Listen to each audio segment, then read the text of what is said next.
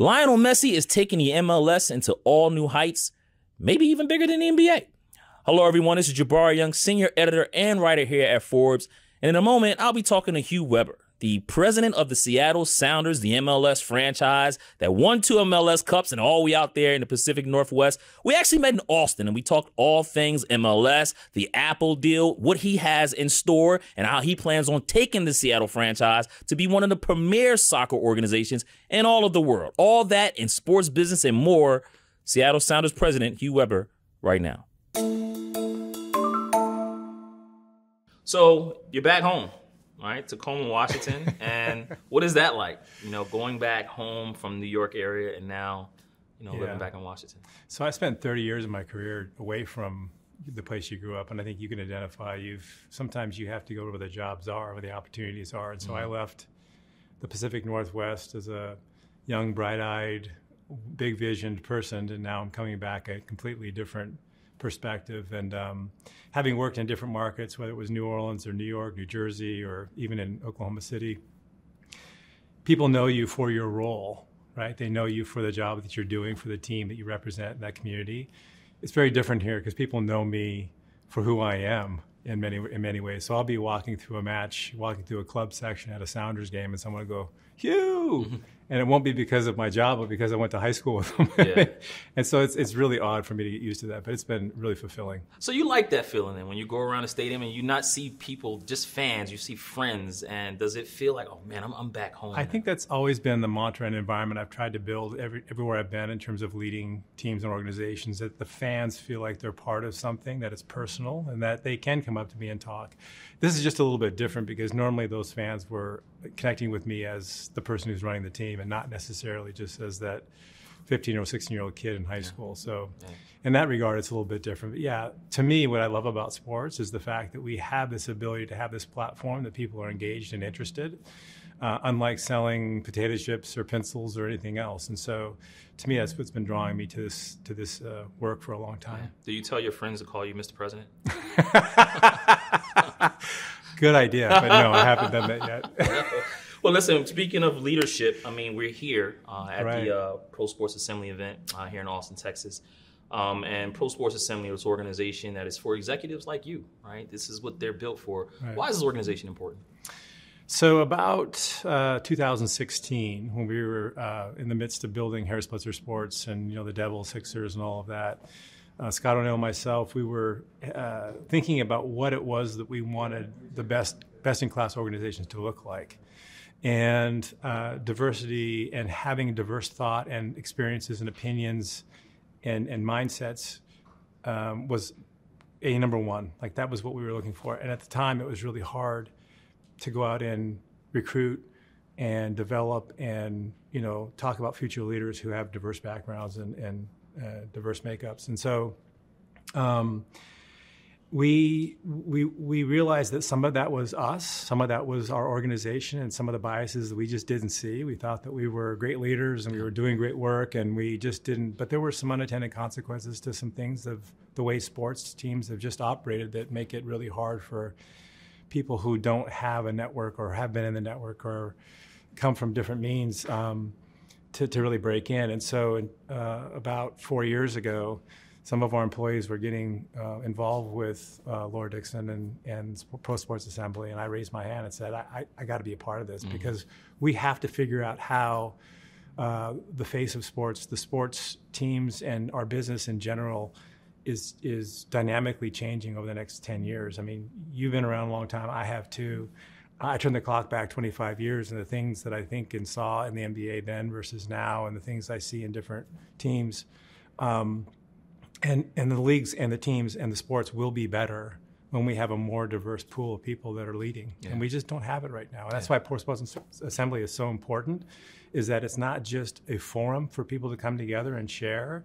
It's a leaning into development and actually putting people in a position where you're not just mentoring, you're sponsoring people for the jobs that are there. Yeah. What's been your reaction in the executive community about Pro Sports Assembly?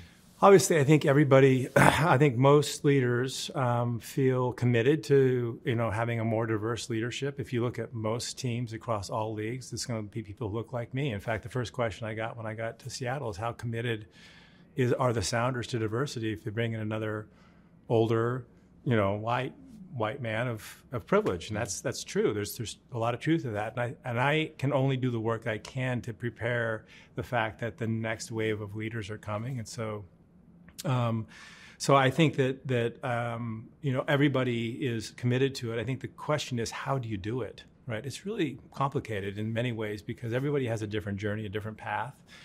But the one thing that has been lacking is opportunity and exposure. And I think that's changing slowly, and it needs to change a little more fast. Yeah. Well, this is not your first rodeo as a team president, right? No. Do you have any leadership techniques that you use, leadership pipelining techniques that, when you are running organizations that you say, hey, we need to implement this so that way we can, see future leaders that maybe don't look like you, that look like me, or there's a woman. Do you have that in place? And if so, what is it? So I would say that there are general philosophies and principles around what I think are important leadership skills. And I've talked to a lot of others in roles that have led, not only in sports, but outside of sports. And I think it's those philosophies around what are the values and the cultural norms of that organization? How is it that you define performance? What do you celebrate? What do you tolerate? All of those things, as a leader, you have to be very mindful of. You've got to be intentional about your actions and your work. And that's where you get into, if you want a diverse organization, you have to be very intentional about the work that you're doing. It's not enough to just say, hey, listen, we're going to hire X amount of people and fill some, check boxes around some. It's radically different. And so I think that as a leader, I've had to grow and change and think about the way we've done things. In sports, as an example, we've always thought about these almost machine-like ticket sales platforms. We have 100 people in a boiler room. We're making phone calls for 100 a day, and it's kind of the mantra. And 10 years ago was, well, of course, that's where you start in sports. You start sweeping the floors and making copies and all. I was like, but not everyone can afford to do that, right? So sometimes that's a non-starter for somebody who, if they can't live with their parents or they can't, have some other subsidies to do that, then you can't get into the working of sports. And so we had to change the way we thought about those entry-level jobs and actually pay a little bit better, do a little bit more, give people more of a pathway to what it looked like 2 or 3 years down the road. And I think those are some of the things that are going to help, again, those leaders that are going to develop and grow into being, again, organizational leaders. Yeah. When you look at the diversity in sports since we're here, and you go back to 2020, and now we're 3 years down the line, right? Forbes just did a progress report where we, surveyed the top companies in America to see what those commitments were in 2020, to follow up on them and see where they are. When you look at sports, though, as a whole, what do you see from a diversity standpoint? Good, bad? We have a long way to go. Right. So if you look at many of the leaders who are now leading sports teams, they came from outside of sports. They had to. Like St. Marshall is a great example. That's a shame. It's not that people shouldn't have good opportunities. The skill sets to lead organizations are very, common in terms of running a manufacturing company and running a sports team. These are billion-dollar assets now. These aren't little family-run businesses anymore, and so they're very sophisticated. But again, if you talk to most people who work in sports, that they want to get to the top of the pyramid. They want to have that ability to run a team at some point. And again, in order to do that, we're going to have to do a better job of developing people on the way. Yeah, there are a lot of students here at the Pro Sports Assembly event, and they may come to you and say, hey, what's it like running a sports team as president? What do you say? Well, normally what happens is people say, I want your job. I'm like, do you know what my job is? Because they want your salary. Maybe not. I don't know. Yeah. But I think what I think there's a misnomer. I think that the job of CEO or president for any sports franchise is different depending on the board and ownership group you work for, depending on the market you're in. My philosophy has always been, if I'm doing a really good job, you'll never know who I am, right? Because the stars of the show are the owners, the coaches, the GMs. Those are the stars of the show. And a good team president will step in when things go sideways. A good team president will bring stability when there's chaos. A good team president will help build the culture and bring to life what the ownership group wants. But and for some people, that's awesome and they love that. And for some people, it's like, why do they get all the credit? You know, because I'm doing all the work. You know, and so you have to understand who you are and again how you're built and how you're designed to really sign up for a job like this. You know. Mm-hmm. Yeah. Tell me about the early days growing up in Washington. Like, what was it like up in Tacoma? Yeah, I had zero aspirations. I never thought that I could ever, Wait, zero aspirations? Zero aspirations to live the life I've lived. Yeah. I often say I'm living a life I don't deserve. Like I just never thought of it as, and I meet young people who are super smart and talented today that have, again, aspirations. I'm going to run a team one day. I'm going to run a league one day. I'm going to do this. I'm going to do that. And I'm like, I wasn't that kid. Like I was a head down, gritty. I was going to just do the work I had to do. But what I did have is like the aspiration I had was I really did want to affect people's lives. I really did. And I know it sounds a little bit like, okay, you know, really, what does that look like? But I wanted to be a teacher. I wanted to be a coach. And that's what I was kind of really geared toward. Halfway through college, I had a couple older friends who were teachers and said, you're going to hate it. You're too entrepreneurial. You're too out of the box. You're too, your standards are too crazy. Like they hand you a curriculum and you got to do it. And I'm like, okay, well, I got to change. And so I thought in business, maybe I could affect the lives of the people who work with me. Maybe if I ran a team. And people, as you know, we spend so much of our time at work, around our professional lives, and if that was really good for people, maybe I could impact people that way. And then that just kind of evolved into running larger teams, and then it was serendipity that got me into sports. I happened to meet a sports owner, George Shin, at the time in Charlotte. He saw a young guy running a pretty interesting business. And he said, you're going to love sports. You're built perfectly for it. And I'm like, Yeah. And so the question that crossed my mind is, will you ever regret it? It's a different challenge. It's out of your comfort zone. Would you regret not ever trying it? And the answer was, yes, I think I would regret. I'd look back and say, I wonder what would happen in my life if I didn't.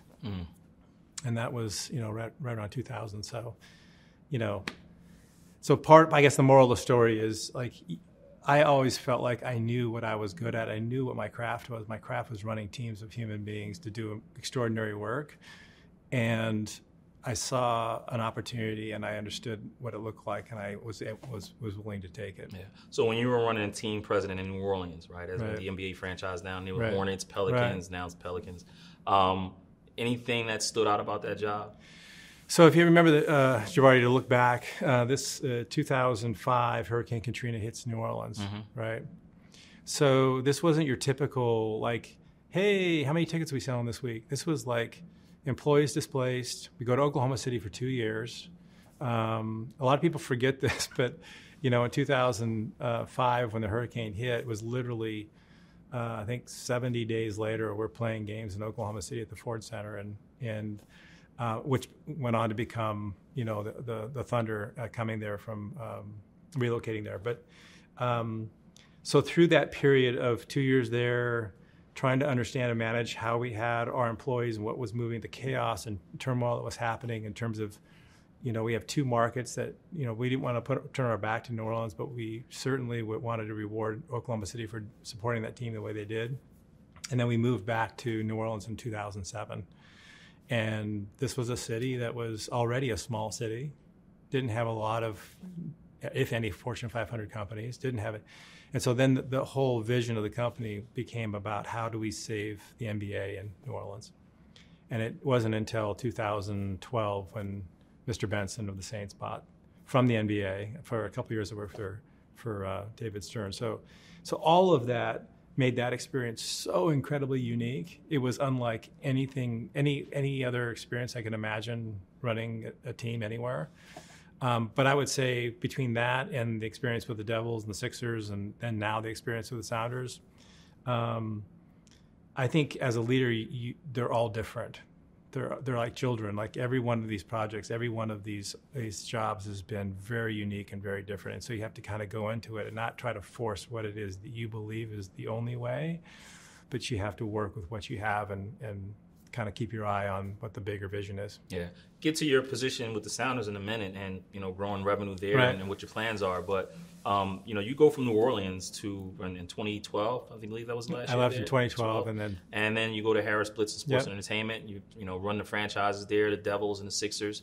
Was helping to construct the Sixers practice facility over Right. in Camden. You left though, Yep. and I look at David Blitzer's statement, and he says, "Hey, he was a forward-thinking guy and all this good stuff." And I'm thinking, why do you let a forward-thinking guy go? Right? What was the decision behind it? Yeah, so it's funny. My contract was going to be up, and about a year or so before, I went to Josh and David, and I said, "Listen, I know what I love doing. I know what I'm inspired to do, and it's building. I love building stuff. Like, and the run that I had there over 9 years was just like every day.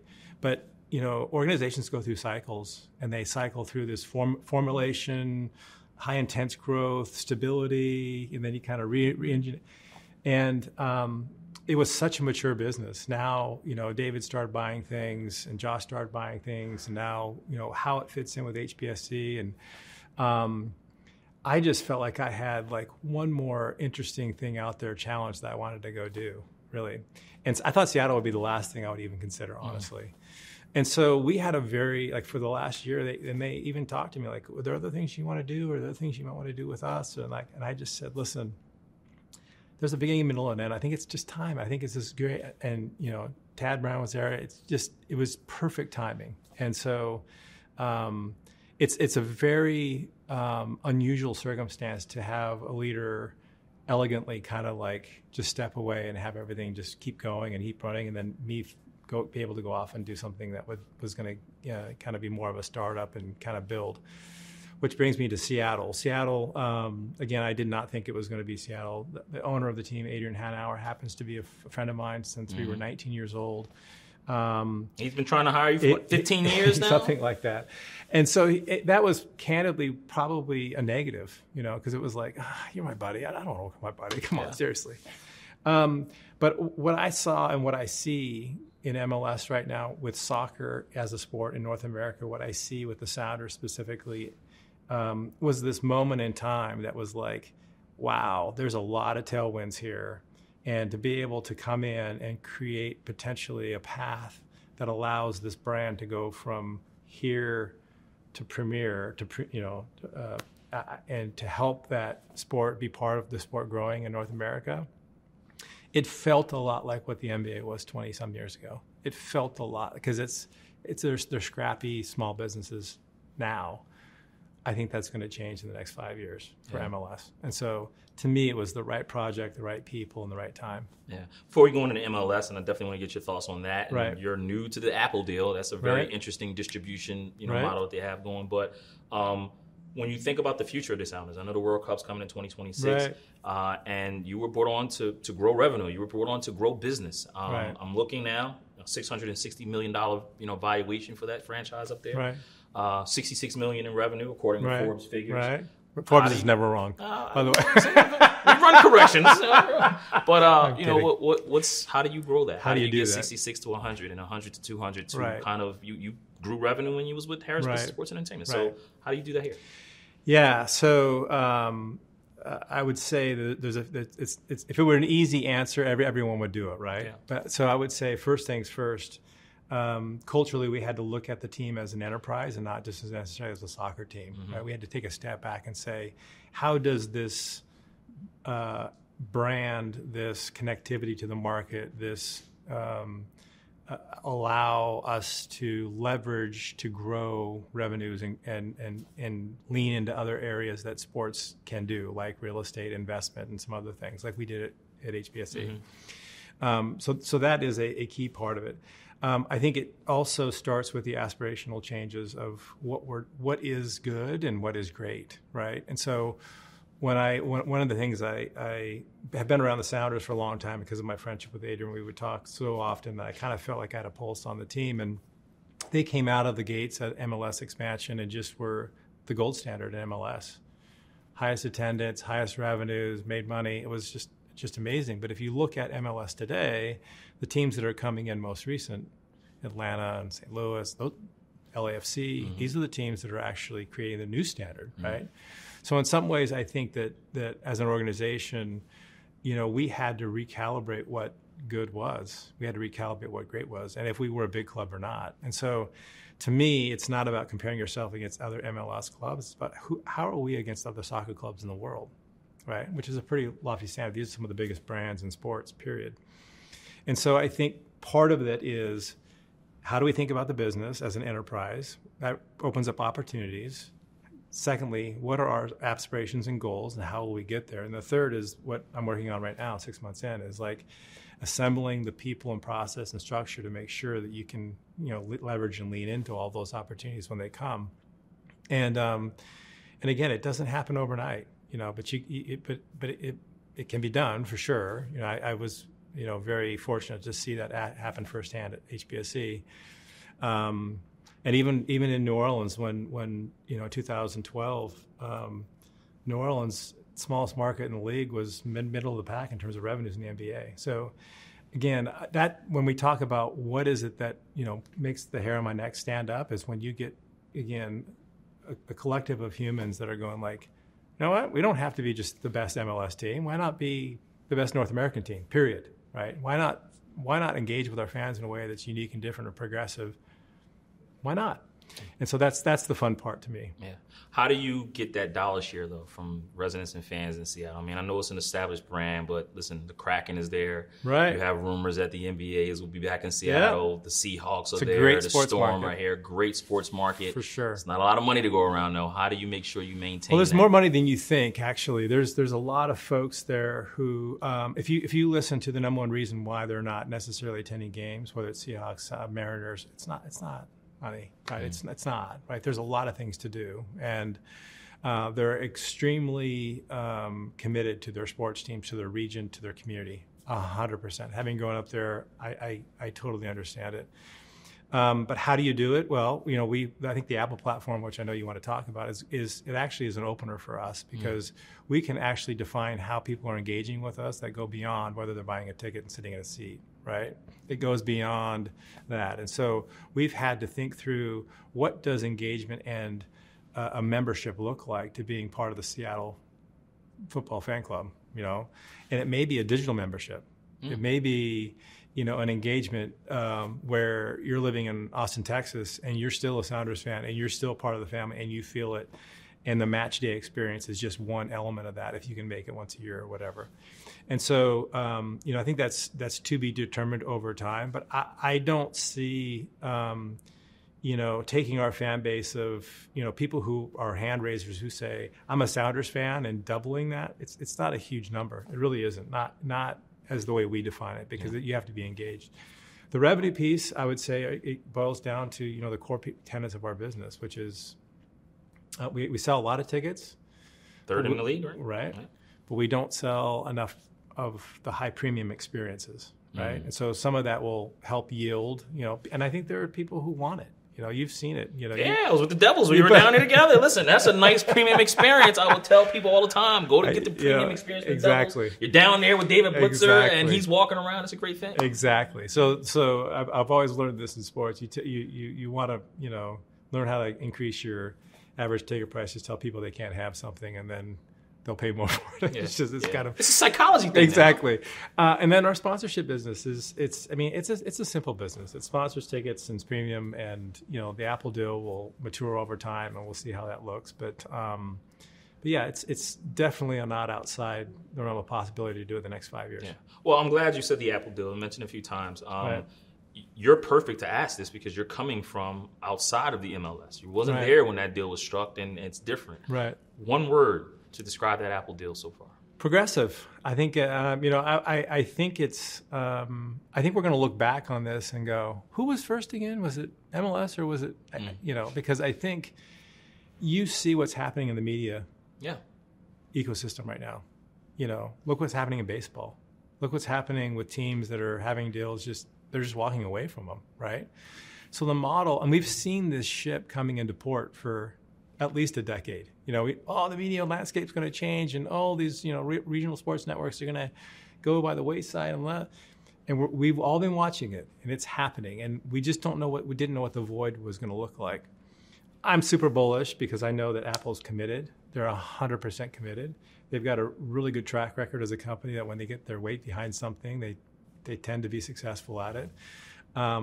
They have more users and more people with their devices worldwide than anybody you could imagine.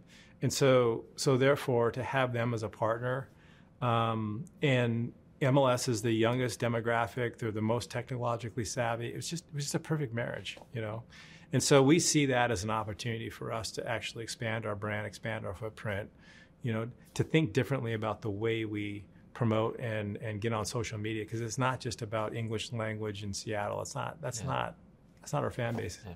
Well, you say that now, you say progressive, but when you were with Harris Blitzer and Sports and Entertainment and that deal was signed, and when a lot of executives I hit up, they said, that's great. What did you say then? Right. So because I think we have to look at our business differently. Before, it used to be as a team exec, it's like, okay, what is my guaranteed revenue?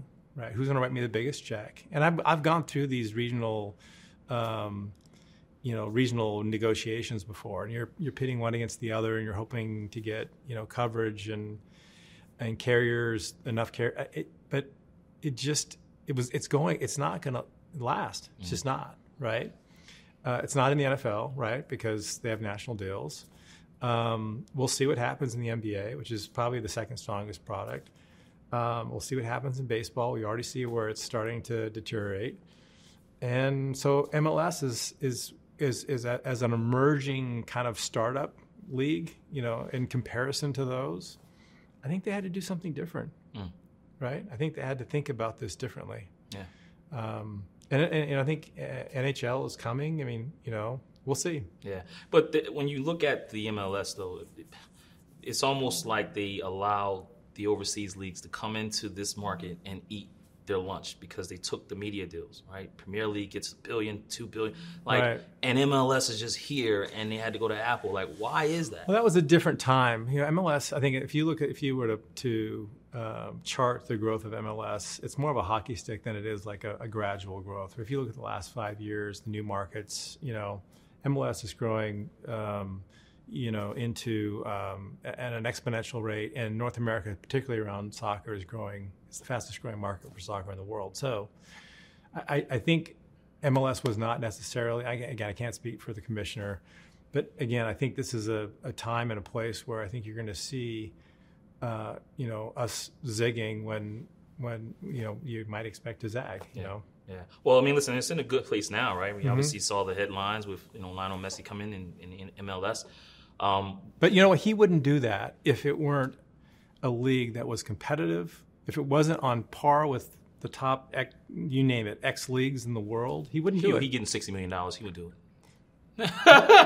And he could get more than that. If it was about the money, he made it very clear it was not about the money. Yeah. It was about his lifestyle. It was about, and again, I don't think you've heard a person that would say it's not good for the sport. Yeah. It's going to be unbelievable for the sport. How can you hang on to the momentum, though, right? Because it's been done before. They did it with David Beckham. And different time, different place, right? So I think there's a confluence. Every league needs a confluence of things that happen. I mean, I know you followed the NBA. I know you reported the NBA for a long time. Like, there was a confluence of things that made the NBA a social phenomenon. It wasn't just Michael Jordan. It was Michael Jordan plus, and then it was the relevance of the culture and of our culture globally. It's all of those things. The NBA becoming a global sport because of Yao Ming and all of this. It's the same with MLS. I mean, David Beckham came to the league at a time that was very different than Messi coming. And then you've got the World Cup coming in 26. You've got NFL owners now who are bringing a different level of sophistication to MLS. Right? You've got people like David Blitzer buying teams. Like, this is not a minor league bunch of guys running around trying to figure out how to save soccer in North America. That's not what's happening here, right? And so I think that it's just a different time and place, and I think Messi will be an accelerant. Yeah. What's Hugh Weber watching in 2023, the rest of the year out? Oh boy, I think I do think the media is the most interesting thing that's shifting in our sport right now. I think the way my kids who are 20, my youngest who are 20, 21 are consuming sports, it's more around fantasy and betting and and highlights and I think we have to watch how that is going to continually impact the way we think about our teams. I don't think we do a good enough job thinking about our teams as media entities. In other words, our brand, our reach, all of that is probably way more powerful and what's the word I'm thinking of? Valuable than our tickets. Mm-hmm. But we focus so much on tickets. We focus so much on selling a group or doing whatever. And I think there's going to be a level of sophistication that comes in that's going to help us shift the value proposition of teams more toward media. Yeah. Again, at the Pro Sports Assembly Leadership event, and as we wrap up, you've been around, right? You've been at Harris Business Sports and Entertainment. You ran the Pelicans. Now you're back home running an MLS team. If you have to give some advice to that up-and-coming leader that wants to be a Hugh Weber one day, that wants to be a team president, some of the things you learned throughout your career, what's the biggest piece of advice that you've learned that you can now pass and play forward? Yeah, I think know who you are. Know who you are. Always be working on yourself. Always be growing. But I think self-awareness is one of the largest determinations of whether someone takes on additional responsibilities and leads organizations. I've seen too many people who are super talented, incredibly smart, have everything in their toolkit that you would ever want, but they didn't necessarily understand who they were in the moment or didn't necessarily understand what kind of leader they needed to show up and be in that moment because they weren't self-aware enough. They weren't reflecting enough on what was happening and who they were and how it fit in. So again, I think if you have a good compass internally, I think the sky's the limit.